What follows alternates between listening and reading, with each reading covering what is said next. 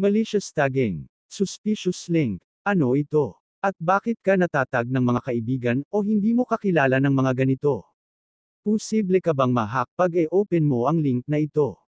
Well, kung gusto mo malaman panoorin mo to hanggang dulo. So ganito yung mangyayari, mayroon tayong mga kaibigan sa Facebook na magtatag sa atin ng mga ganito.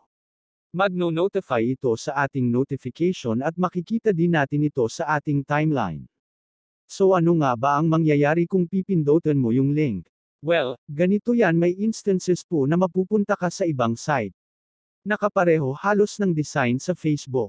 Tapos doon sa site na yun need mo i-enter ang yung username at password para daw ma-view mo yung video. So ikaw naman walang kaalam-alam at nag-enter ka ng username at password. So, ang mangyayari ang password mo ay nakuha na ng hacker, since alam na ng hacker ang password at username mo, maari na nilang ma-open ang iyong Facebook account at uulitin nila ang same process.